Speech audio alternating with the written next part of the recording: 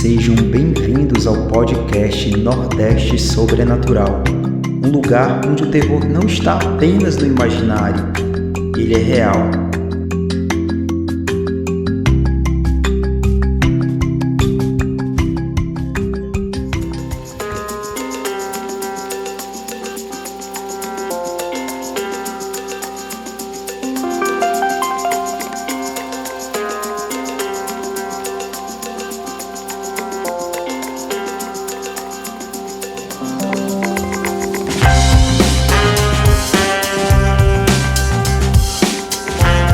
Salve, salve, queridos ouvintes, sejam bem-vindos a mais um episódio do podcast Nordeste Sobrenatural.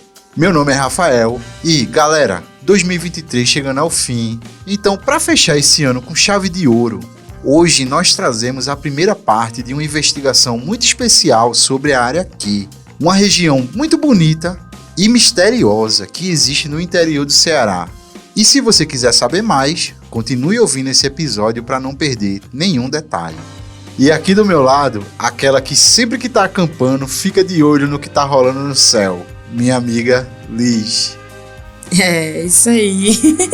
E aí, galera, tudo bem com vocês? Olha, eu tô muito animada para essa série de episódios que a gente tá fazendo aqui para vocês. E eu já vou começar dizendo que vocês não estão preparados, tá? Porque a Área 51, ela não chega aos pés da ruma de caso ufológico que a gente tem aqui no Nordeste, viu? Digo mesmo. Bote fé. Com certeza, Liz. E aqui também conosco, aquele que permanece cético, apesar das evidências. Meu amigo Neto. Com certeza. Tô aqui para representar os céticos e vamos embora, né? Vai ficar cabeludo o negócio aqui nesses especiais. É isso aí, galera. Vamos lá começar essa série de episódios especiais sobre a área Q.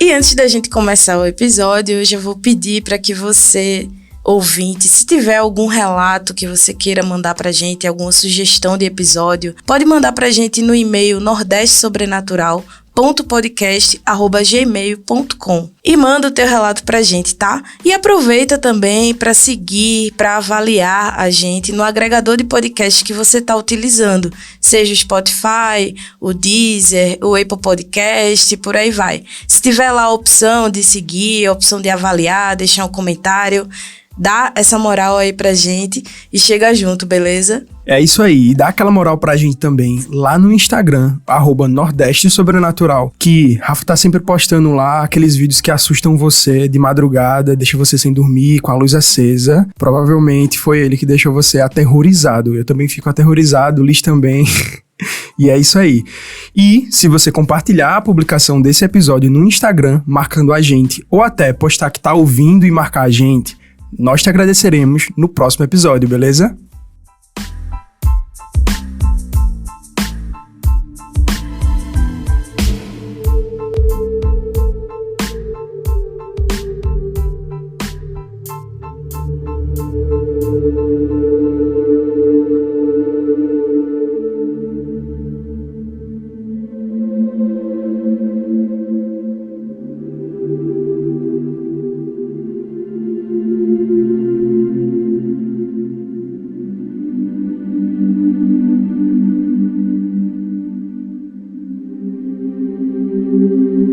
O avistamento de luzes no céu tem sido já por muitos séculos um fenômeno enigmático que despertou a curiosidade e alimentou inúmeras narrativas culturais.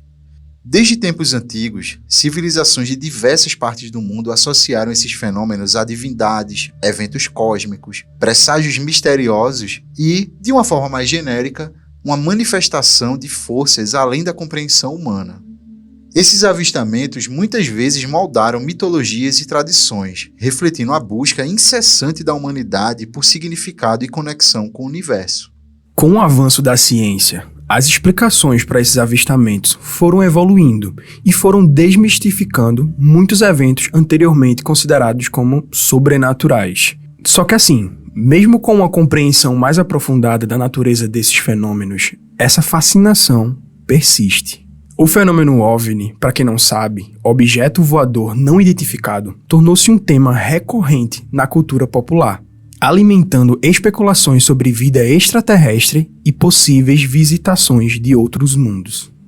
Por mais que a gente consiga desenvolver hipóteses e explicações, esses fenômenos continuam a acontecer e vão atiçando a imaginação e a criatividade humana. E a cada resposta que a gente elabora, novas perguntas aparecem. Nesse episódio, embarcaremos numa viagem até o ano de 1976 para investigar uma onda ufológica ocorrida no interior do Ceará, em busca de relatos de perseguições e luzes misteriosas que resultaram, inclusive, num caso sinistro e que ficou internacionalmente conhecido. Essa é a primeira parte da nossa investigação especial sobre a Área Q.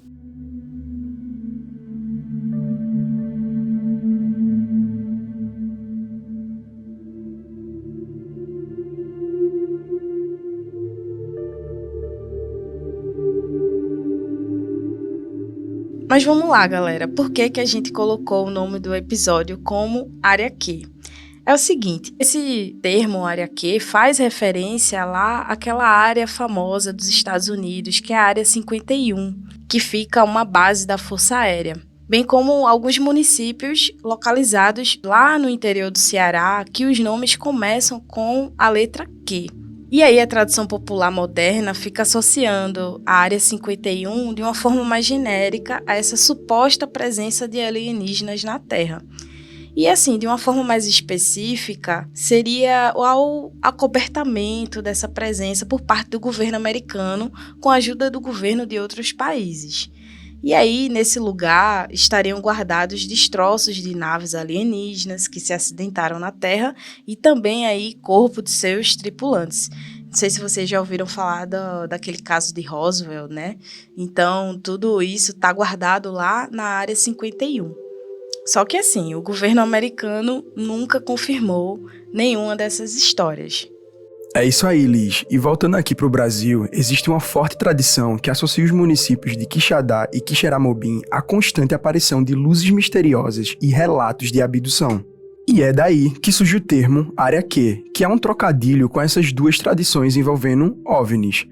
Só que assim, não fica claro quem cunhou essa expressão, mas esse termo ficou popularmente conhecido com o lançamento de um filme com o mesmo nome, lançado em 2012 e que aborda a temática ufológica, com aquele ator famoso lá que fez Grey's Anatomy também, se eu não me engano. E eu fiquei de cara ao descobrir, pesquisando, que é uma produção brasileira e americana também, que não rendeu muita grana, mas foi lançada em 2011, no final de 2011, nos Estados Unidos, e em 2012 aqui no Brasil, entendeu? Tipo, lançou primeiro lá e depois veio lançar aqui. Mas enfim, é bom a gente deixar claro aqui, pra quem estiver nos ouvindo, que, embora se fale especificamente de Quixadá e Quixeramobim, outros municípios localizados ali próximo também possuem alta incidência ufológica, como, por exemplo, Quixeré e Morada Nova, entre outros também, né? O que eu quero dizer aqui é o seguinte, mesmo que a gente considere a Área Q, essa região de Quixadá e Quixeramobim, a gente tá falando também aqui da região em torno dessas duas cidades, que também tem alta incidência ufológica, né, de fenômenos ufológicos. Pois é, galera. Então, assim, definido esse conceito de Área Q, para que o ouvinte entenda exatamente de onde, de que lugar, de que região do Ceará a gente está falando, nós vamos aqui apresentar um pouco do contexto geográfico, especificamente do município de Quixadá. Quixadá é a maior cidade do sertão central cearense e foi fundada em 27 de outubro de 1870. Possui atualmente cerca de 84 mil habitantes, de acordo com o censo realizado no ano passado, 2022. Mas aí fica uma curiosidade para o ouvinte, que é a seguinte: Quixadá possuía, na época dos fatos, em 1976, cerca de 113 mil habitantes, quase 114 mil habitantes, ali de acordo com os dados do IBGE naquele ano. E, inclusive, ela esteve entre os 100 municípios mais populosos do Brasil entre as décadas de 60 e 70. Muita gente não sabe disso, então fica o registro. Essa região foi originalmente habitada pelos povos Canindés e Genipapo, que eram pertencentes ao grupo dos Tapuias. E esses povos indígenas resistiram à invasão portuguesa do início do século XVII, ou seja, ali por volta de 1600, 1601 em diante, até meados de 1760. E esses conflitos entre indígenas e colonos foram ocasionados principalmente pelo desenvolvimento da pecuária por parte dos portugueses que estavam ali invadindo as terras, e nesses conflitos praticamente todas as tribos ali, todos os povos indígenas acabaram sendo extintos. Não há consenso sobre a origem do nome que batiza a cidade, Quixadá. De modo que, assim, em alguns documentos antigos, a região por vezes é chamada de Queixadá, Quixedá, Quixeda e Quixadá, que é o nome atual. Inclusive, em um livro de 1887, chamado Vocabulário Indígena em Uso na Província do Ceará, o autor, que se chamava Paulino Nogueira, ele presume que o nome vem da tribo Tapuia dos Quixaras, cujos membros seriam conhecidos como Quixadás. E também, segundo Karl von Martius, me perdoe aí a pronúncia, que foi um antropólogo alemão que viveu no século XIX e estudou o Brasil em suas pesquisas, essa palavra Quixadá, ela seria derivada de Quixeurá, que significa ó, eu sou o Senhor, onde Ki seria ó e Xé seria eu e Uará seria Senhor, tendo-se transformado com o passar do tempo na palavra que a gente conhece hoje como Quixadá. E assim, apesar de todas essas versões, o único consenso que existe sobre a origem da palavra é que ela é derivada de alguma das línguas indígenas faladas no território cearense antes da colonização. E hoje, Quixadá é conhecida popularmente como Terra dos Monólitos. Não sei se vocês sabem o que significa monólitos, e também o ouvinte, mas monólitos significa... Eu não vou lembrar exatamente a definição, mas é tipo assim, uma estrutura feita de um bloco só.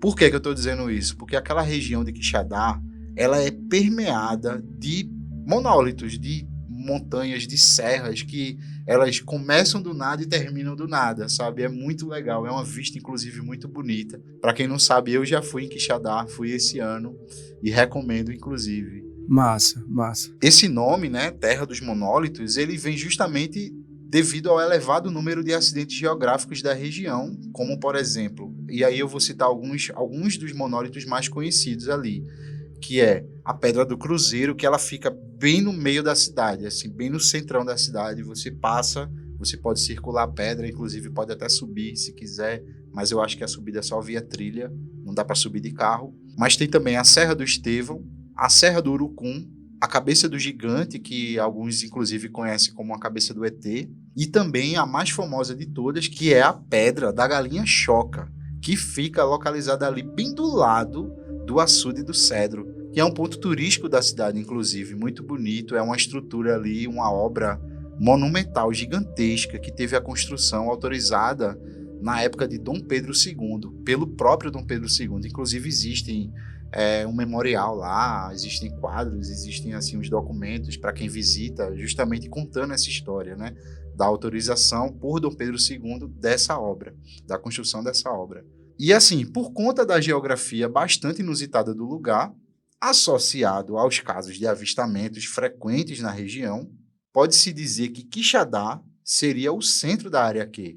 Inclusive, houve avistamentos feitos por Raquel de Queiroz, uma escritora bem famosa aqui do Brasil, acho que da década de 70, até os dias de hoje. Assim, Quixadá continua sendo aquele centro onde, se você está afim de ver algum OVNI, fazer uma vigília ufológica, vá para Quixadá. Fiquei com vontade de visitar agora. Eu recomendo. Me deu foi medo. Eu queria ir para Quixadá. Já fiquei... Então, galera, continuando o nosso contexto geográfico, a gente vai falar também um pouco sobre Quixeramobim, para situar o ouvinte, até porque muitos relatos que a gente vai ver daqui para frente também aconteceram lá.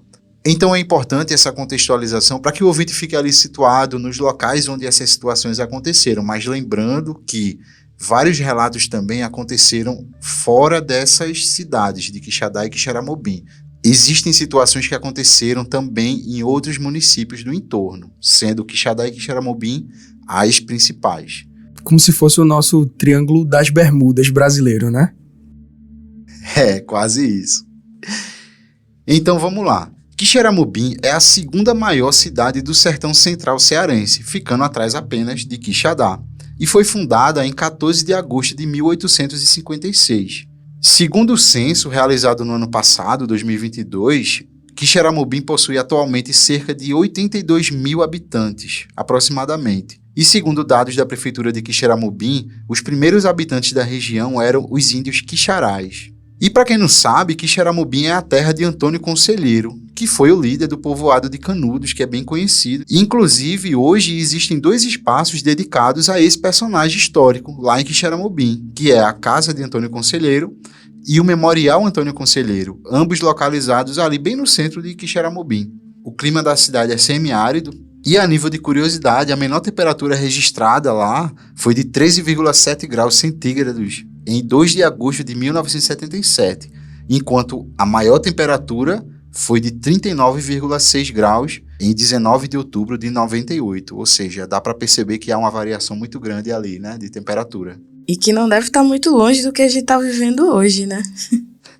Pois é, Liz. É o que eu ia dizer também. Eu acho que lá deve estar pegando mais agora também, né? A cidade é cortada pelo rio Quixeramobim, que é um afluente do rio Banabuiú. E Quixeramobim possui a alcunha de Coração do Ceará. E isso é uma informação interessante da gente colocar. Por quê? Porque lá fica o centro geográfico do estado do Ceará. E, inclusive, esse ponto é marcado por um obelisco feito de granito e aço, medindo cerca de 10 metros de altura e que fica localizado na Praça Dias Ferreira, bem no centro do município. E lá tem a segunda maior produção leiteira do estado do Ceará. Sendo que nos últimos 20 anos, Quixeramobim veio experimentando aí um grande crescimento econômico com a chegada de indústrias, o que acabou transformando a cidade no segundo maior centro urbano do Sertão Central, lá do Ceará. Então, a gente já situa aí, já vê que Quixeramobim, apesar de ser uma cidade que a gente tem um imaginário meio de uma cidade distante, no interior, mas tem um movimento muito interessante acontecendo e, inclusive, recomendo. Já fui lá, Quixeramobim é massa. Oxe, Faz sentido. tem gente pra caramba lá, tá doido? Eu vi tu falando aqui, deu vontade de visitar. E assim, eu tava pensando que tinha menos de 80 mil habitantes, tem 82 mil habitantes. Então, assim, é uma cidade bem... O mínimo pra dizer é que ela é levemente populosa. Faz sentido que ela esteja vivendo esse boom econômico. Pois é, galera. E uma coisa que talvez vocês não saibam é que lá tem um sítio arqueológico conhecido como Pedra do Letreiro, que possui diversas pinturas rupestres e também tem outras formações geológicas bem bonitas e bastante visitadas, como a Pedra da Gaveta, que inclusive é famosa por avistamentos ufológicos. Essa Pedra da Gaveta, tu chegou a visitar lá? Eu cheguei bem perto, eu cheguei a ver a Pedra da Gaveta, assim, na minha frente, assim, vamos botar aí uns 800 metros de distância. Só que o carro me deixou inseguro sobre a capacidade de chegar lá. Então eu acabei voltando, mas eu cheguei bem perto. Pretendo voltar, inclusive. Massa, massa. E eu queria te perguntar se tu chegou aí lá na Chinilândia. Chinilândia, essa é nova pra mim. Pra quem não sabe, é aquele filme Bem-vindo a Quixeramobim, né? Nossa, esse filme é um filme brasileiro, é uma comédia, assim, muito boa, velho, muito boa. Fazia tempo que eu não ria tanto. Muito bom, muito bom, muito bom mesmo, assim. Não, Luiz, não cheguei a encontrar a Chinilândia, infelizmente. E confesso que eu fiquei com vergonha de perguntar pro pessoal lá. Fiquei curioso agora.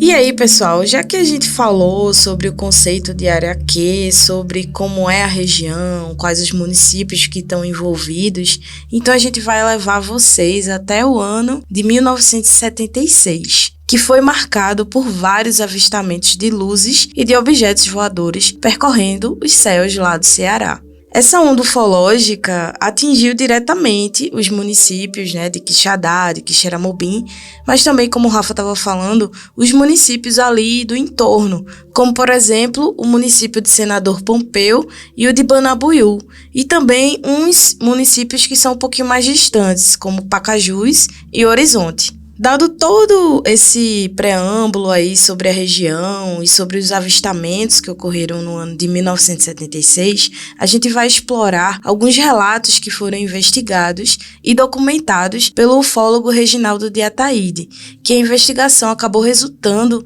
no livro chamado ETs, Santos e Demônios na Terra do Sol, e que inclusive foi a fonte principal para a gente construir a pauta do episódio de hoje.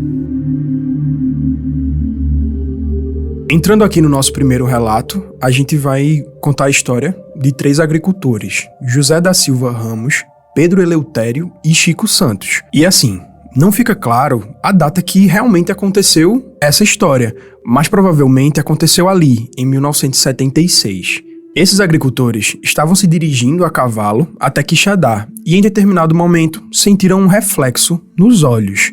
Quando olharam para o alto, eles avistaram o que foi comparado a um grande charuto da cor de uma panela de alumínio que viajava vagarosamente por cima de um açude. Segundo estimativas, esse objeto deveria medir aproximadamente 250 metros, ou seja, gigante, e é referida por ufólogos como nave-mãe, devido ao seu tamanho. O objeto era cinza metálico, brilhava contra o sol e não aparentava ter janelas ou luzes, ou seja, era de dia e eles viram esse objeto e é claro que eles viram que era metálico pelo próprio brilho do objeto, não é isso? E que tinha ar-condicionado, né? Como assim? Porque não tinha janela. É o calor do caramba, né? Né? É isso aí, com certeza os ETs estavam no ar-condicionado ali.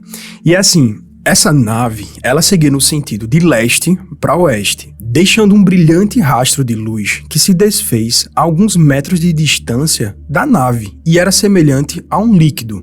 José Ramos declarou que, abre aspas, às vezes parecia que girava em torno de si. Não sei o que era, pois nunca vi nada igual. Talvez fosse esse tal aparelho que corre atrás da gente. Bizarro, né? Bizarro, ele girando no próprio eixo, vai saber o que ele estava fazendo, esse rastro e o susto de você ver um objeto metálico. E aí? E aí, para quem não ouviu o episódio do caso Janiel, aparelho é o termo que o pessoal ali se referia a uma nave, a um OVNI, né? É interessante. E eu só fico pensando o seguinte, e aí, Liz e Rafa, se vocês vissem uma nave dessa, o que é que vocês iam fazer? Imediatamente correr. Olha, eu vou já dizer aqui o seguinte, que ver esse relato me lembrou de uma situação que aconteceu comigo, não pelo tamanho da nave, nada do tipo, mas pela maneira como eles descrevem o brilho que a nave refletia, né? A maneira como a nave refletia a luz do sol. Uma vez, isso eu consigo dizer inclusive o ano, foi em 2004. Eu estava lá em Olinda, eu morava em Olinda, e eu vi o que eu até hoje comparo a uma lata de lixo voadora. Parecia um objeto meio cilíndrico, mas ele não era muito grande, e ele girava assim, tipo, como se tivesse sido arremessado, eu não sei explicar, e ele refletia muito. Foi eu e um amigo meu que vimos, inclusive foi ele que viu primeiro. Ele perguntou se era uma pipa, aí eu olhei e não, tipo, não é uma pipa, ele refletia muito a luz do sol, era bem prateado e girava assim, e passou, seguiu o caminho e foi embora. Ver esse relato me lembrou imediatamente essa situação que aconteceu comigo. Nossa, que pipa estranha, né? Essa pipa tá estranha. tá estranha. Quando tu contou, eu fiquei pensando, tipo, a tampa da lata de lixo, não. A tampa da lata de lixo seria o que a gente vê de fotos e vídeos que a gente quando vê de novo, né? Aquele disco voador. Mas tu viu realmente como se fosse um cilindro, né? Isso que nem nesse relato. Isso, era cilíndrico, mas não era tão grande. Ele era pequeno, parecia ser pequeno, mas era levemente cilíndrico e girava. Girava e ia embora, assim, refletia, parecia seguir um ritmo bem constante, embora estivesse girando meio desordenado, assim, sabe? Enfim, e isso era tipo 2 horas da tarde, eu acho que foi mais ou menos uma situação feita essa que eles viram, sabe? E aí, os céticos? Eu não tenho nenhuma explicação pra isso. Nossa, eu só tô pensando aqui, assim, no susto, né? Da pessoa que viu José Ramos e, tipo, foi de dia, né, gente? Então, assim, é difícil você contestar. Será que foi algum tipo de de balão meteorológico, alguma coisa nesse sentido. Eu fico pensando, mas o balão não se assemelha à descrição que ele deu, né? Mas, nossa, eu só fico aqui, #assustada. Eu fico pensando nisso também, Liz. E eu diria ainda mais, eu acho que eu descreveria assim, que cagaço da poxa você vê um objeto desse. E ainda bem que tem outras pessoas pra dizer, não tô louco, né? Quando eles viram, eles não estavam sozinhos. Exato, na verdade eu não vi primeiro, quem viu foi esse meu amigo que tava comigo, aí ele tava deitado olhando pro céu, e aí ele, oxê, aquilo é uma pipa? Aí quando eu olhei, tipo, não, aquilo não é uma pipa não. E assim, na verdade a gente viu 2 objetos nesse dia, eu já vou falar isso pra não ficar inconsistente, porque pode ser que eu volte nessa história em algum momento. A gente na verdade viu 2 objetos, a gente viu esse objeto primeiro, e aí a gente ficou comentando, conversando, acompanhando, e chegou um outro amigo nosso, um terceiro amigo. E a gente comentou, porque ele era louco pra ver e nunca tinha visto, a gente ainda dava pra ver de longe. Só que quando passou-se assim, acho que coisa de 5, 10 minutos, apareceu o outro, mas era mais distante. E esse primeiro que eu falei, ele passou bem por cima da gente, assim, tipo, alto, mas não tão alto, ao suficiente pra gente ver o formato. E depois a gente viu outro, mas ele passou assim mais no horizonte, mas ele aparentemente seguiu o mesmo comportamento. E era outro objeto, e estava indo na mesma direção do primeiro, sabe?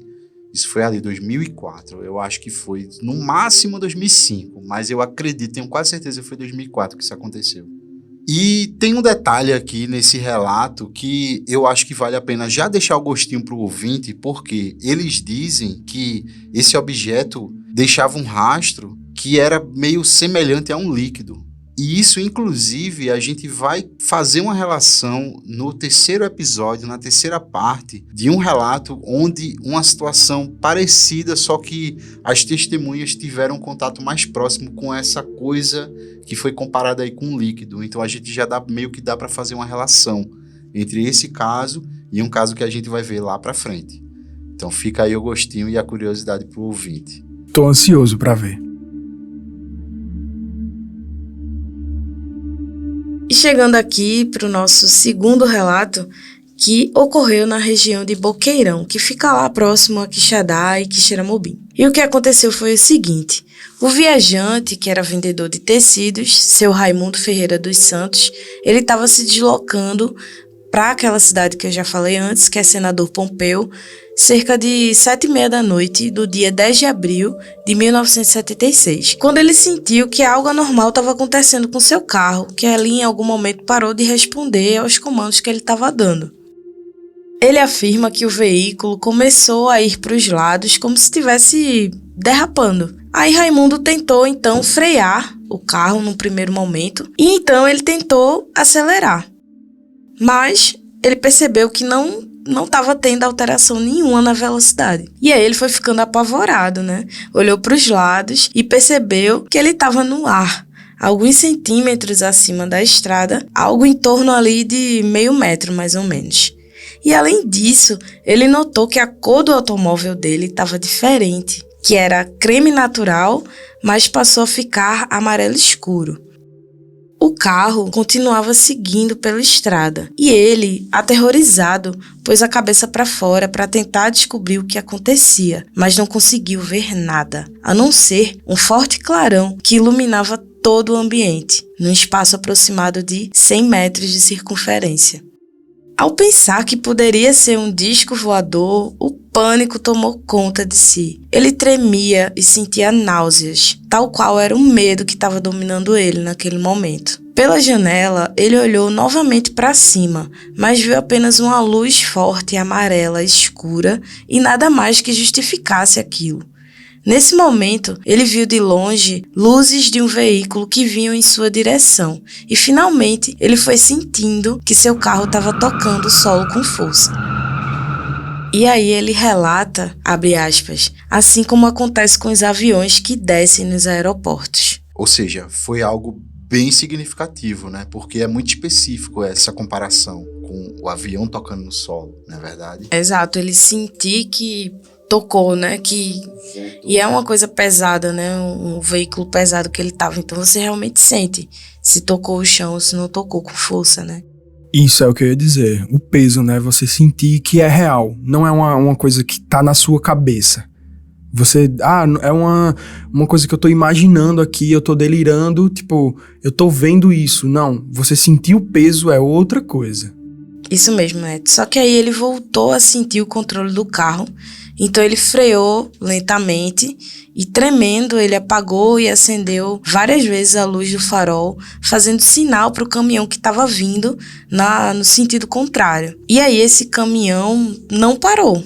O motorista, passando, ainda fez uns gestos grotescos, como se quisesse mandar ele sair do caminho. E aí Raimundo acelerou o carro de uma vez, assim, chegando a 130 por hora. E nas proximidades ali de Quixeramobim, ele acabou parando num posto de gasolina para se acalmar, mas sempre olhando para trás, tentando detectar alguma coisa, né? E aí, conversando lá com os frentistas do posto, ele ouviu que nada de anormal tinha sido visto pelo pessoal. E aí, abre aspas para o que ele falou. O mais impressionante de tudo é que eu estava acima do solo, em grande velocidade, mas não saía da reta da estrada. Isso é coisa do diabo. Jamais passarei por aqui à noite. Fecha aspas. E aí, galera, o que é que vocês acham? Eu concordo com ele, viu? Eu não passava lá de novo de jeito nenhum. Mano, considerando que esse relato realmente aconteceu do jeito que ele conta, é um negócio inacreditável, velho. Imagina o desespero de você estar dirigindo. Porque tem uma série de coisas ali que tá passando pela sua cabeça. Primeiro, você não sentir que tá com o controle do carro. Isso já, por si só, já bate o medo. Quem aquaplanou na BR sabe, né? Então, você sentir que não tá com o controle do carro, sentir que tá flutuando e que tem uma luz que inclusive tá afetando a cor do carro, nossa, é desesperador, mano. Desesperador. E com certeza, depois de passar por uma situação dessa, eu ficaria olhando pra trás. Eu acho que é o que torna tudo mais verídico também, sabe? É tipo, caramba, eu acabei de ver isso mesmo e ficar olhando pra trás e tipo, meu Deus do céu, sabe? Eu nunca mais passaria de novo de jeito nenhum mesmo, não. Eu fico me questionando aqui se ele se perguntou se, tipo, ele não tinha dormido, cochilado na estrada e teve um mini sonhozinho ali no momento. Eu fico pensando, sabe, que acho que a minha parte cética fica gritando aqui na minha cabeça, será que ele não dormiu? Vai que ele não dormiu e, tipo, sonhou que isso aí aconteceu, e quando ele voltou, ele tava a 130, graças a Deus, não aconteceu nada, e, tipo, sei lá, né? Mas eu acho que não foi sonho, não.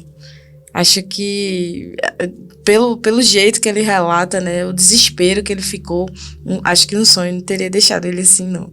E outra, né, teria que ser muita sorte, assim, porque ele faz questão de enfatizar que ele permaneceu em linha reta na estrada, a não ser que o volante tivesse muito bem alinhado, assim, né? Parabéns ao mecânico, se foi um sonho, né? Enfim. Se foi um mecânico, parabéns ao sonho. Desculpa. Parabéns ao sonho, né, cara? Quer dizer, se foi um sonho, parabéns ao mecânico, porque, meu Deus. Uhum. Que mecânico é esse que eu quero ir nele também? Eu fico pensando também o seguinte... Não acho que tenha sido ele ter dormido, sabe? A parte cética também aparece, aflora e diz assim, será que ele dormiu e sonhou com isso? Mas, tipo, será que ele ouviu falar sobre avistamentos, etc? Ele estava impressionado com isso, ele cochilou brevemente e sonhou com isso, mas eu acredito que não, sabe? É você querer brincar muito com a coincidência de um lugar, ele tá assombrado por esse tipo de avistamento, por aparelho, e você dizer assim, não, mas ele dormiu, tipo, mas tá, e todas as outras pessoas, elas estão num... Qual é o nome daquela palavra? Delírio coletivo. É um grande delírio coletivo, tipo, poxa, pelo amor de Deus, né?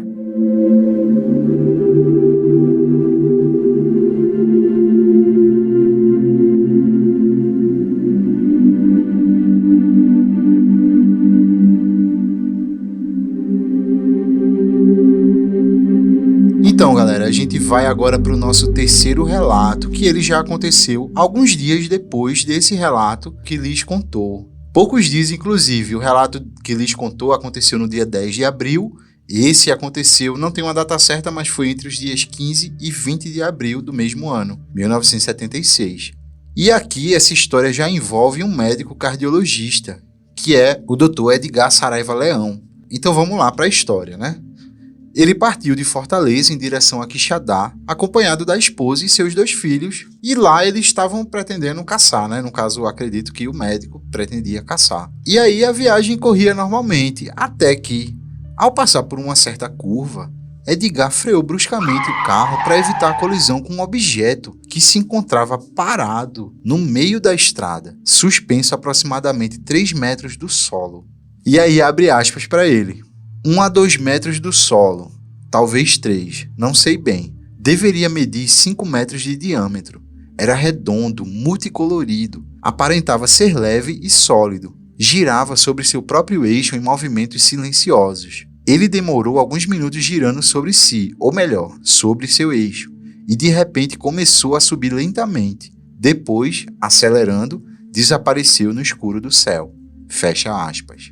Quando foi entrevistado, o Dr. Edgar confirmou não encontrar assim, nenhuma explicação para aquilo que ele presenciou, porque fugia totalmente de toda e qualquer espécie de máquina que ele conhecia. O que o fez pensar se tratar de algo muito além da nossa tecnologia. Portanto, uma nave vinda de outro mundo. Ele tinha certeza de que o objeto era administrado por uma inteligência muito mais adiantada do que a nossa, uma vez que desafiava todas as leis da física. E aí, galera, o que é que vocês pensam sobre essa situação vivenciada pelo Dr. Edgar e sua família? Eu acho bizarro, né? Bizarro. Ele tava viajando com a família, tinha outras testemunhas ali que provavelmente poderiam corroborar com a história dele, e eu acredito que ele viu a mesma coisa e, tipo, histeria coletiva, vamos lá, gente, pelo amor de Deus, né? Mais uma vez, no mesmo lugar, entre aspas, né? Na mesma zona, no mesmo território ali, mais uma vez, outro caso de avistamento. A gente não vai acreditar, a gente vai continuar passando o pano, dizendo que é outra coisa, que... enfim. Pois é, eu só fico aqui pensando, poxa, mais um avistamento, né? Tipo, o que é que... eu só fico me perguntando, o que é que esses caras estão fazendo por aqui, sabe? Só olhando e tal. Mas aí a gente vai falar sobre isso lá na frente e vocês vão saber que eles não estavam só olhando, não. Eu acho que não. Mas assim, imagina o susto, né? Você tá de boa ali, de repente vê um negócio lá no meio da estrada e frear e tal. Tipo, e assim, acho que o que traz mais veracidade ao relato é porque foi um médico, né? Que tava falando e ele não tava sozinho. Tava com a família dele, então assim, acho que deixa tudo mais assustador, mais bizarro mesmo, como o Neto falou. E é aquela coisa, né, velho, tipo, o cara tá na estrada dirigindo, você tá atento à estrada, deve ser um negócio assustador. Você de repente se deparar com um negócio que você, de cara, não sabe o que é. Sabe, tipo, não é um helicóptero que tá pousado ali. É algo que você tá vendo, sua família tá vendo, que tá ameaçando o seu trajeto, sua viagem, mas você não sabe o que é. E assim, não parecia um helicóptero, não parecia um avião, não parecia um Zeppelin, não parecia um balão. Ele fala que era redondo, né? Então, automaticamente eu já penso que nave espacial. Eles estão aqui.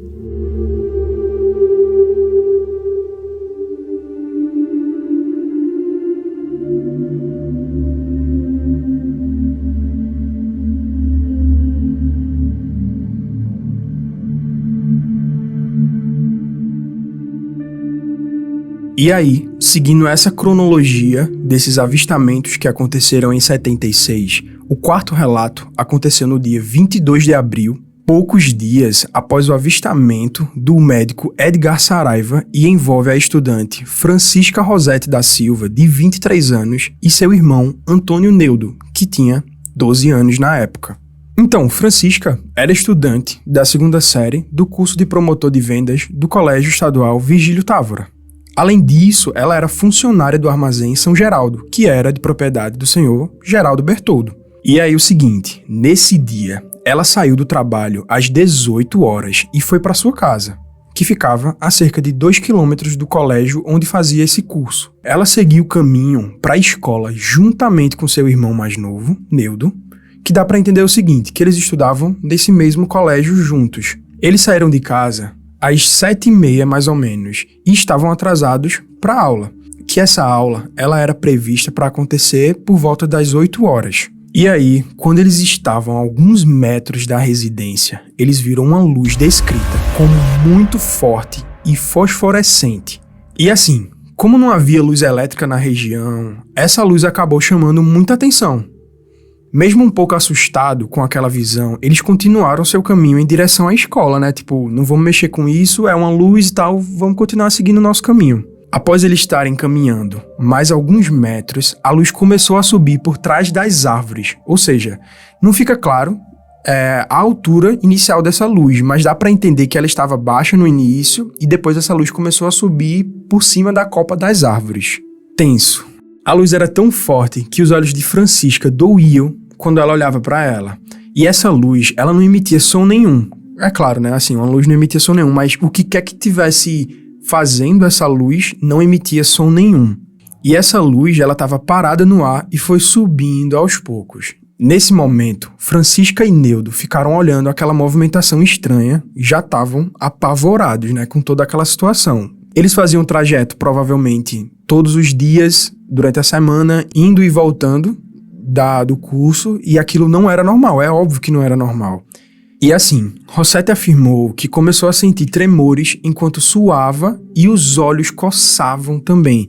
Os tremores dá até pra gente explicar, né? Mas os olhos coçando tem alguma coisa a ver com poeira? Não sei, mas fica aí pra gente pensar sobre o assunto. E foi aí então que ela gritou pro seu irmão para que eles corressem de volta pra casa. E embora ela quisesse correr, alguma coisa impediu que ela corresse. Ela ainda viu seu irmão correndo para casa,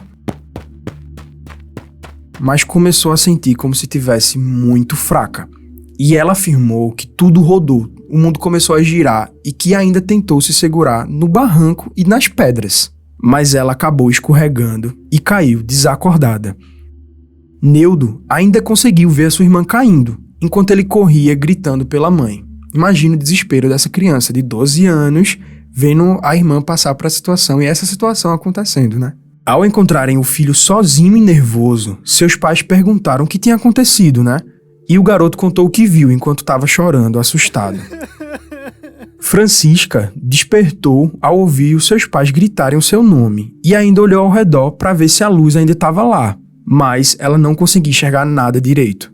Ela olhava para os pais sem saber o que realmente havia acontecido e sem conseguir distinguir quem era quem, apenas reconhecendo quem era quem pela voz.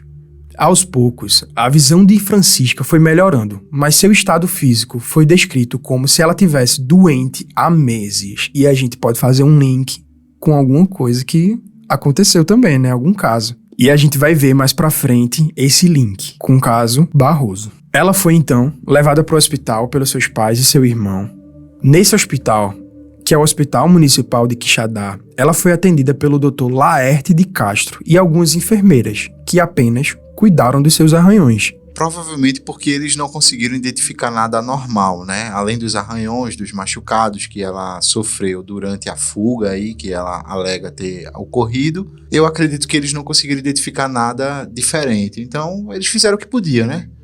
Cuidaram dos arranhões, devem ter dado algum tranquilizante, alguma coisa, uns cuidados, algumas orientações e liberaram ela.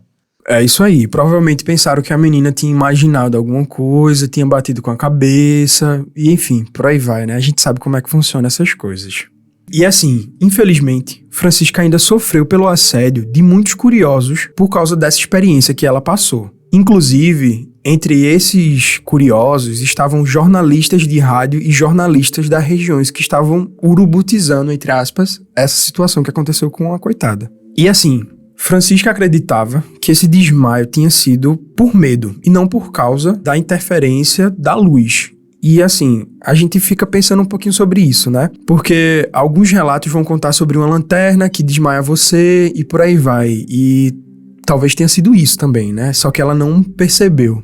Ela não fez essa relação, né, com algo direcionado à luz. Ela, por mais que ela tenha visto e testemunhado que viu algo estranho, a luz e tal, ela acreditava que o desmaio não foi por causa de algo que a luz fez, e sim porque ela teve medo, enfim, passou mal e desmaiou.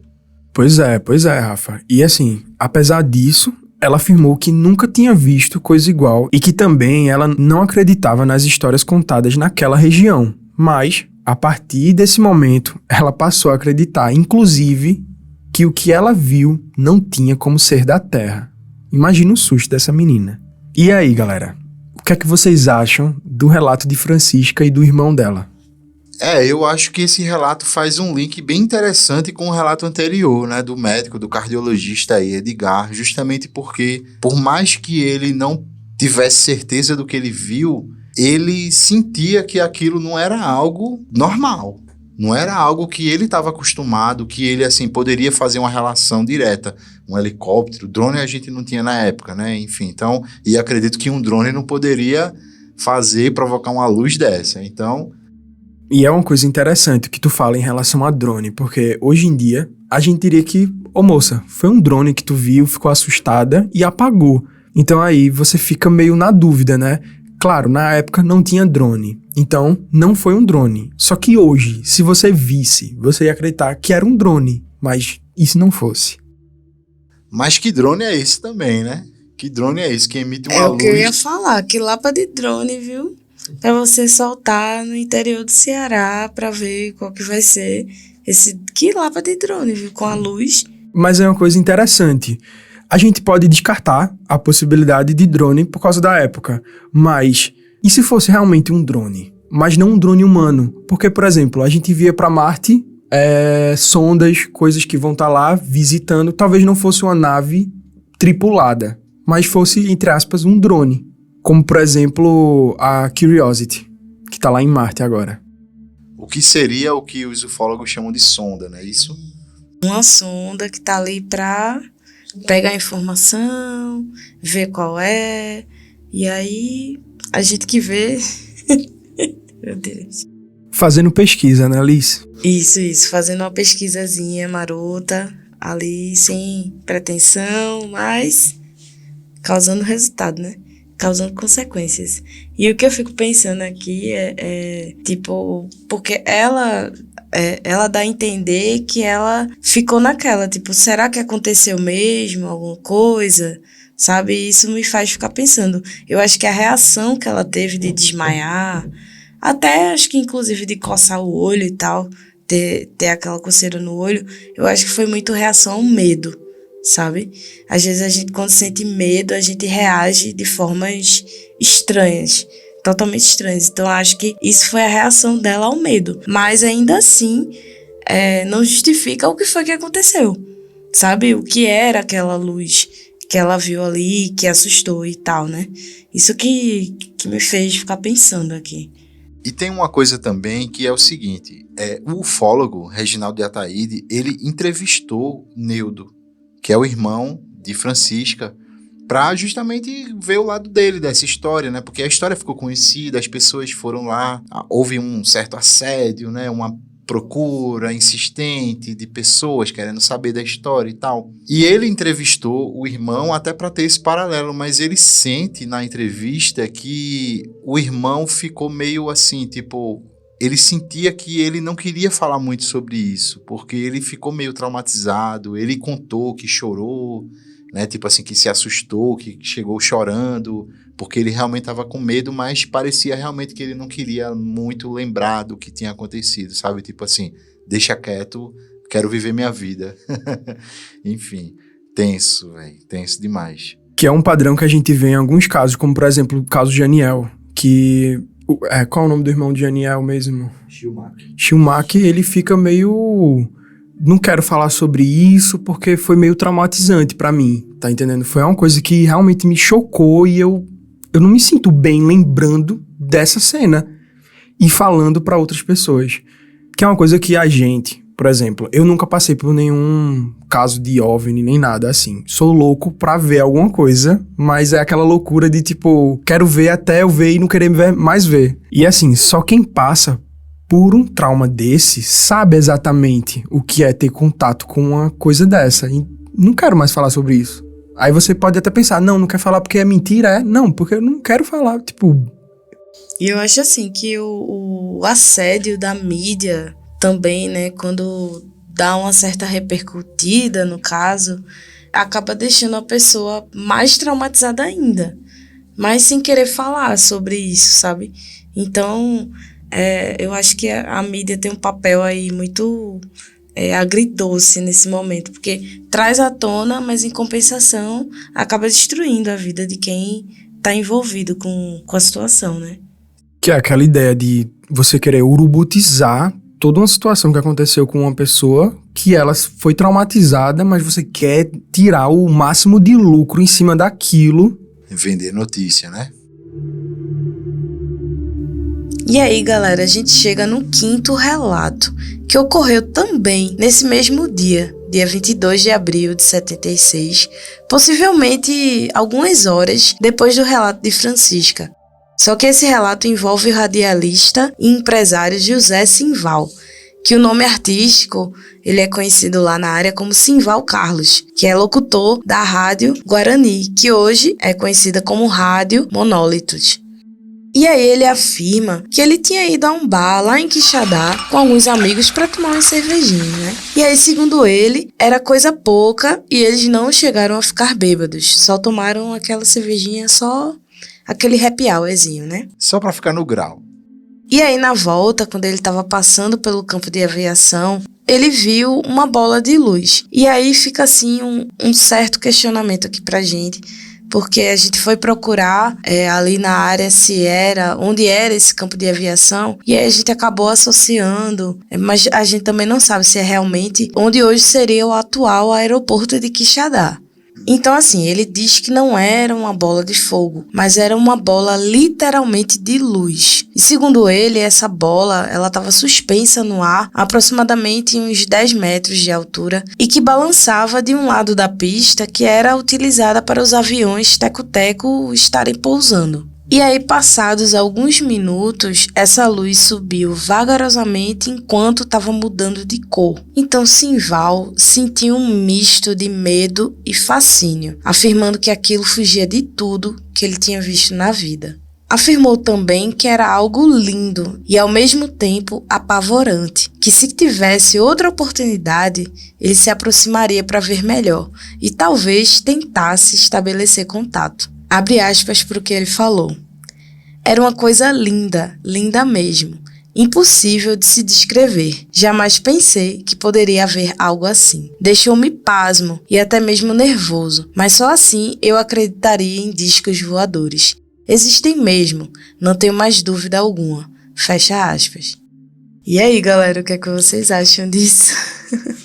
Eu já vou dizendo que o fato dele ter tomado umas cervejinhas, pra mim, não invalida o relato dele, tá? Eu acredito sim que ele viu alguma coisa que fugiu totalmente ao que ele conhecia. E outra coisa, ele era jornalista, ele era radialista de uma rádio ali bem conhecida, inclusive é uma rádio que existe ainda hoje com outro nome e tal, mas é uma rádio popular ali na região. Então isso também me faz pensar, poxa, será que ele arriscaria essa carreira, uma credibilidade que ele já tinha ali, provavelmente, naquela época e tal, na região, em troca de elaborar uma mentira, assim, só pra fazer parte, né, da hype ufológica? Eu confesso que eu tenho minhas dúvidas. E assim, por ter sido um intervalo tão curto, eu acho que não deu tempo, assim, da mídia pegar todo mundo, sabe? Acho que ele não iria simplesmente chegar e falar, eu vi tal coisa, inventar, né? Vi tal coisa, só pra ser mais um, já que ele tava ali naquele conglomerado da mídia. Pra mim não faz sentido ele inventar uma história dessa, não. E é legal, Liz, tu falar isso, porque de fato, né, isso a gente tá falando do ano de 1976. Não existia Twitter, não existia Instagram. a informação ela não percorria as pessoas, a sociedade tão rápido quanto hoje. Então Demorava um tempo pra gente ficar sabendo das coisas. E ainda mais numa cidade pequena, né, Rafa? Acho que não tinha dado tempo, não.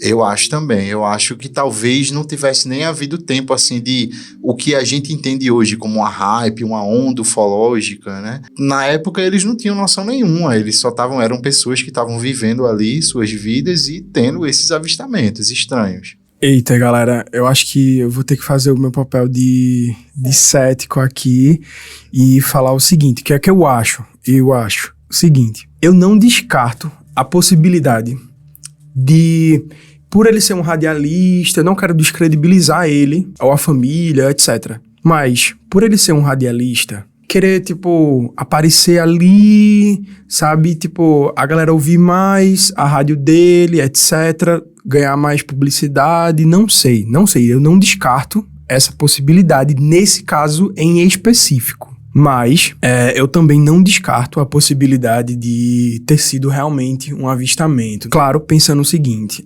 ele tomou umas biritas antes e tal, e viu isso. Pode ter sido as biritas? Eu não acho que foi as biritas, sabe? Bebida nenhuma fez ninguém imaginar alguma coisa. A não ser que você tenha tomado alguma coisa alucinógena, né? Mas eu descarto essa possibilidade. Enfim, resumindo, eu acho que ele pode ter visto sim, e ao mesmo tempo eu acho que ele pode ter inventado para conseguir mais visualização ali no rádio. E eu acho que essa informação, ela, mesmo que assim, seja 76 e tal, essa informação pode ter chegado lá por meio de rádio, etc., pela urubutização que estava acontecendo nos outros casos. Mas enfim, o que é que vocês acham dessa teoria aí? Olha, eu acho massa, Neto, que tu tenha colocado isso, assim, essa possibilidade, porque de fato ela é real. A gente tem que levar isso em consideração. Mas eu tô levando em consideração o seguinte, por exemplo, esse caso aconteceu algumas horas, cronologicamente, algumas horas depois do caso de Francisca. Então, eu imagino que ele não teria como saber disso, porque eu acho que quando ele estava vendo essa bola de luz, ela estava no hospital. Pensando assim, né, de forma... Eu acho que ela estava, assim, ainda se resolvendo. Acho que a história não tinha nem tido chance de se espalhar, porque não tinha internet, não tinha smartphone, não tinha nada do que a gente conhece hoje, tá entendendo? E outra coisa, eu penso também o seguinte, se essa história foi inventada, ele não teria dito, eu acho, né, eu presumo, que ele não teria dito, exposto, que ele estava bebendo umas cervejas com os amigos, tá entendendo? Porque isso descredibiliza. Muita gente usa isso pra dizer, ele bebeu umas, ficou muito louco e viu coisas. Tipo, todo mundo que bebeu sabe que ninguém alucina bebendo umas cervejas. Então, eu tendo a olhar por esse lado. Eu gosto de ver o lado, né, assim, considerar que todo mundo tá falando a verdade até que se prove o contrário, tá entendendo? Se ele tá falando, bom, vou dar uma chance pra ele. E aí eu levo isso em consideração. Se ele tivesse inventado essa história, principalmente ele sendo radialista, eu acredito que ele não teria citado essa história dele estar tomando as cervejinhas com os amigos, sabe? Porque isso é muito propenso a abrir margem para as pessoas descredibilizarem o relato dele. Mas, enfim, né? Assim, eu tô falando isso, mas é uma forma de ver também. Também não descarta nada do que você falou, porque, de fato, ele era radialista, ele estava ali no meio, ele podia ter acesso a mais informações que as pessoas ali, a população não teria acesso mais rápido, né? Eu quero dizer, numa velocidade maior. Então, claro, sempre há essa possibilidade, tá entendendo? Mas, enfim, o que é que tu diz? Realmente. Eu fiquei pensando aqui agora, por ter sido algumas horas de diferença, é possível que ele não sabia. Ou é possível também que ele soubesse ali, tipo, ele ficou sabendo, e aí ele foi beber com os amigos e acabou, entre aspas, vendo isso. Mas assim, agora depois do que tu falou, eu fico pensando, eu tô mais inclinado a acreditar que ele viu, sabe? Eu não quero entrar muito numa vibe de tipo, por ele ser, entre aspas, influencer da época, um radialista, era influencer na época, então ele inventou aquela história pra, tipo, conseguir mais seguidores, entre aspas, entendeu? Mas enfim, é isso. Eu não boto minha mão no fogo por nada, mas realmente, tô mais inclinado a acreditar que ele viu. Massa. Eu também, eu acho que ele viu alguma coisa, acho que não tem parâmetro pra ele ter inventado, assim, do nada, eu acho. mesmo que ele tivesse querendo pegar fama, pegar a hype, né? Mas eu acho que ele não teria inventado do zero toda essa coisa. Acho que não. Pois é. E assim, só pra finalizar sobre o que eu tava pensando, é que uma das coisas que corrobora pra minha teoria é de que ele viu sozinho. E, em comparação aos outros casos que a gente tem aqui, e tirando mais casos que a gente vai ver na frente, muito mais bizarros do que esse, por ele ter visto sozinho, eu fico um pouco na dúvida, também por causa da profissão dele e tal, mas eu não quero que isso seja o suficiente pra invalidar um avistamento de uma pessoa, sabe? Todo mundo é inocente até que se prove o contrário. Então, eu acredito nele até que provem o contrário. Mas eu, com certeza, fico um pouco, nesse caso, com o pé atrás. E eu aposto que alguns ouvintes, aqueles que são mais céticos, também devem ter pensado a mesma coisa. Então, galera, chegamos aqui no nosso último relato, que aconteceu no Açude do Cedro, lá em Quixadá, que a gente já comentou que é um lugar assim bem turístico. Inclusive, não é o único relato que a gente encontra lá nesse lugar. Se você for pesquisar mais a fundo, você vai ver que tem muitos relatos que aconteceram lá no Açude do Cedro, relatos ufológicos. Então a gente já observa que é um lugar bem propício. O açude é um lugar assim muito lindo, fica ali do ladinho da Pedra da Galinha Choca. É uma vista muito linda, toda a estrutura, enfim, é um lugar muito bonito, vale muito a pena visitar. Se você passar por Quixadá, não deixe de ir. Mas o que é que acontece? O Centro de Pesquisas Ufológicas, né, cujo um dos membros era Reginaldo Ataíde, que foi responsável por essa pesquisa, esse centro colheu diversos depoimentos de situações muito estranhas envolvendo luzes misteriosas ocorridas ali nas imediações do Açude do Cedro. E aí não fica clara a data exata em que o evento que a gente vai descrever aconteceu, mas a gente sabe que aconteceu ali em 76, ou seja, é parte dessa onda ufológica que a gente está aqui contando para vocês. Então vamos lá. Essa história envolve os pescadores Quirino e João Ferreira de Paula. E não fica claro o primeiro nome de Quirino, porque a gente está assumindo aqui que Quirino seria um sobrenome, certo? Da testemunha. Não fica claro qual seria o primeiro nome dele, apenas que os dois pescadores, tanto João quanto Quirino, são ali da cidade de Quixadá e costumavam pescar no Açude do Cedro, como muitos outros pescadores, inclusive, fazem até hoje. E aí que tá. Uma certa noite, durante uma pescaria, que eles já estavam acostumados a fazer, segundo eles, um objeto veio voando e parou exatamente em cima do barco enquanto eles pescavam ali no açude. Eles começaram a sentir um forte calor e tremores também diante daquela presença assustadora, no mínimo, né? E ao verem a luz, o objeto, eles suspeitaram imediatamente da possibilidade de ser um disco voador, justamente por conta das histórias que já vinham circulando na região. O medo de serem levados foi tanto que eles acabaram se descontrolando e fazendo com que a canoa em que estavam virasse. Enquanto tentavam lidar com a situação, ainda viram o objeto lentamente se distanciar até desaparecer na noite. E eles chegaram, inclusive, a ir até a delegacia de polícia registrar a ocorrência, além de prometer nunca mais pescarem durante a noite, de tanto medo que eles ficaram. E aí a essa história se soma o relato de Maria do Carmo. Era uma moradora que vivia ali nas margens do Açude do Cedro. E ela diz que foi ofuscada pela luz, possivelmente do mesmo objeto que os pescadores viram, já que essa experiência que ela teve aconteceu no mesmo dia que o relato dos pescadores.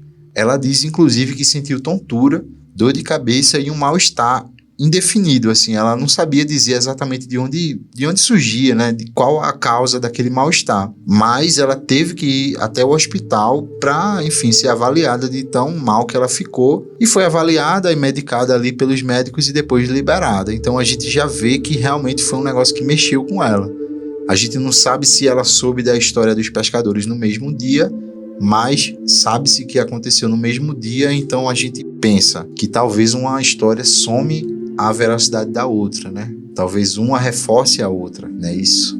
E aí, o que é que vocês acham? Então, caramba, interessante demais essa história, interessantíssima.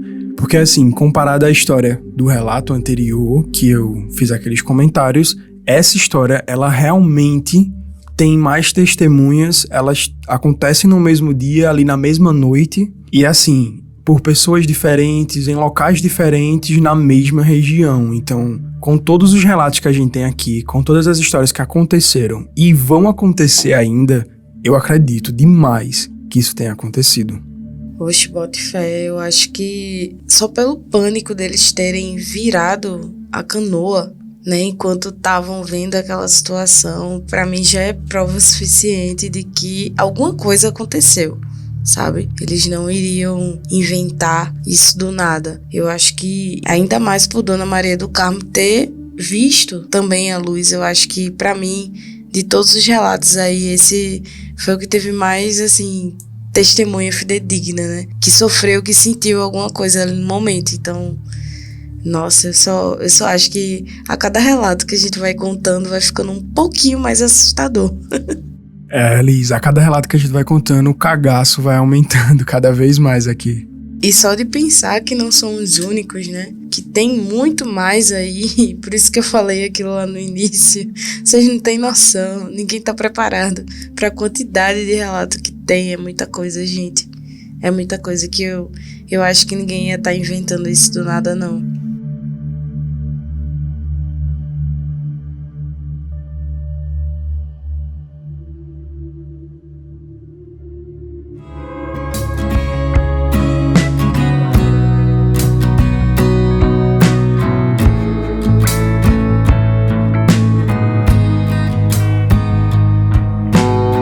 Então, galera, considerações finais sobre todos esses casos que a gente acompanhou aqui.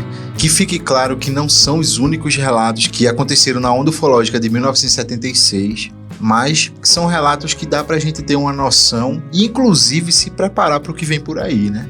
Mas e aí? O que é que vocês acham? Então, eu acho que com tudo que a gente viu, com tudo que a gente vai ver ainda, que é só a ponta do iceberg do que tava começando a acontecer ali na área Q, eu acho bizarro, bizarríssimo. Eu gostaria de ter uma maquinazinha do tempo pra viajar só pra ver, sabe? Ser um espectador do que tava acontecendo ali, pra ver com meus próprios olhos o que eles viram, sabe? E em relação ao caso do radialista, eu ainda acho aquela mesma coisa. Mas os outros casos, eu não boto minha mão no fogo, mas eu acredito demais, assim, eu fico chocado, e como eu disse antes, né, com o cu na mão, cagaço completo. E tu, Liz, o que é que tu acha? Poxa, galera, eu acho que, primeiramente, que é algo incrível que estava acontecendo, porque foram muitos casos no mesmo ano. E, assim, né, a maioria do que a gente viu aqui foram no mês de abril, assim, foram exatamente na mesma época. E eu só consigo dizer que foi incrível, sabe? Me fogem palavras pra falar algo mais, mas eu acho que aconteceram, sim. Eu acredito nos relatos das testemunhas, inclusive no relato do radialista, eu acredito nele também.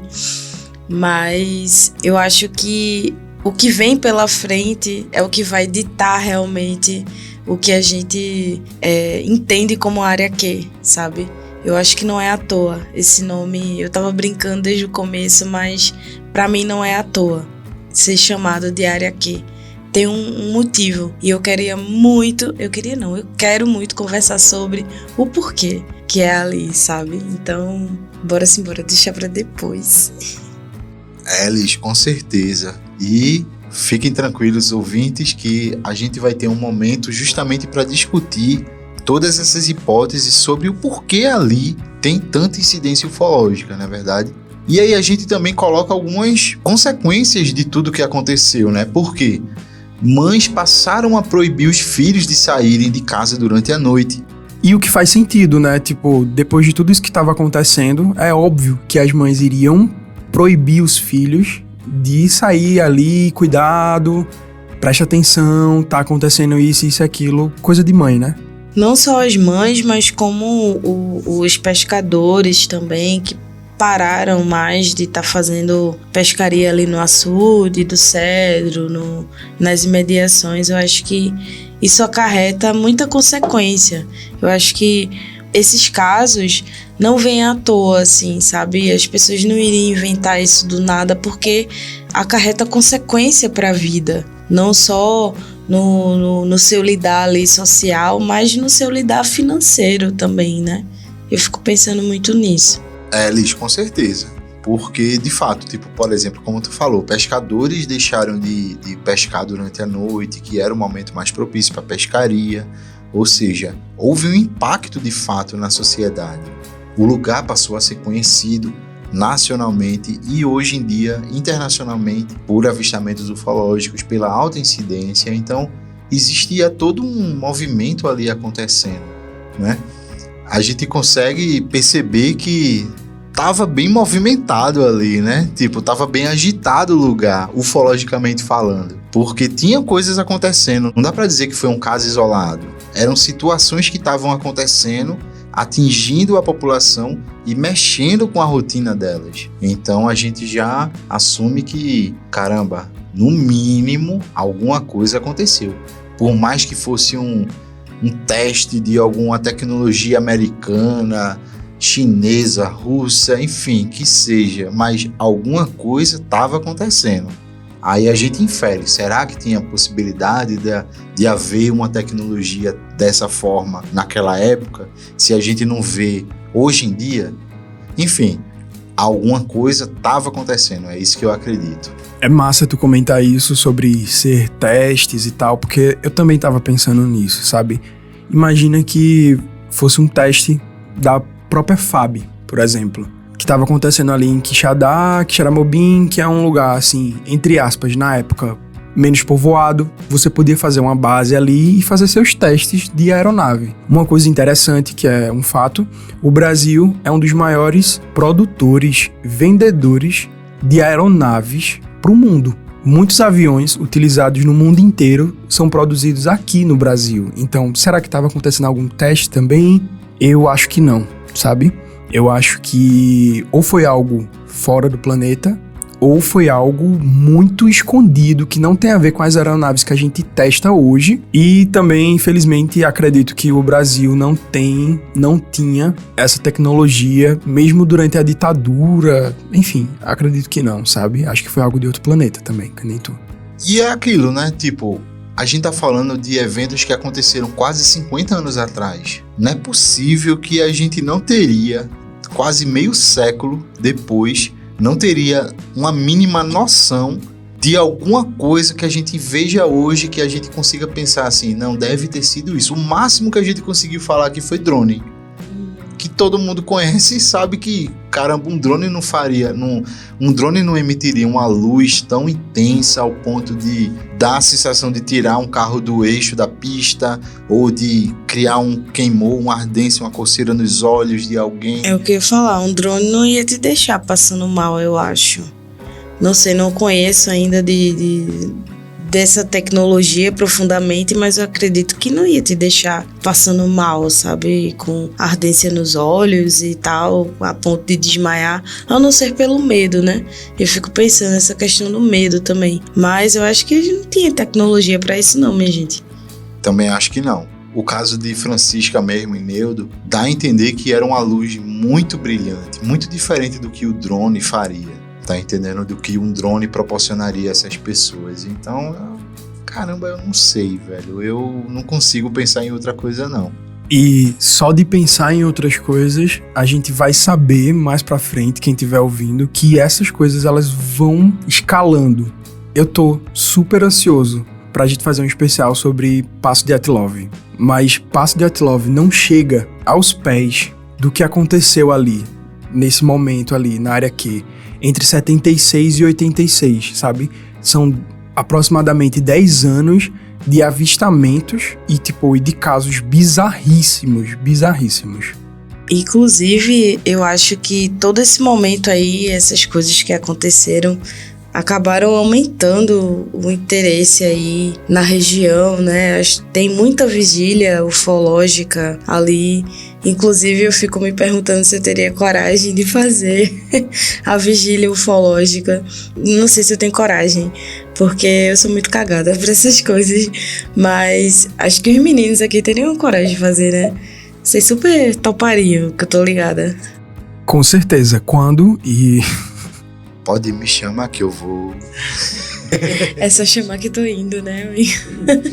Eu fico pensando o seguinte, que tipo, vê só, se eu soubesse que de verdade tá acontecendo isso, ou se eu não soubesse que de verdade tá acontecendo, mas se eu soubesse que tava acontecendo e eu fosse passar por Quixadá, Quixaramobim, pela região, e eu tivesse com a minha família, eu acho que eu desviaria, sabe?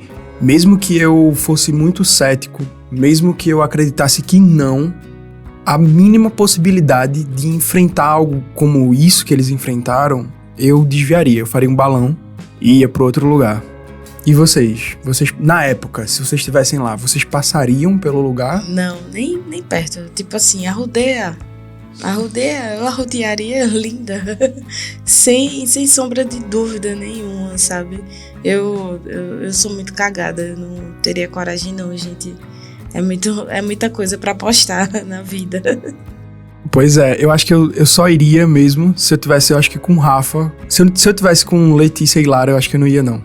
Eu iria com outra pessoa, assim, que tipo, vamos lá, Rafa, bora. A gente tem esse espírito desbravador. Olha, Rafa, ia levar tu, isso pra ser abduzido. Me levar pra Cocó, vê só. É Cocó, Maciel.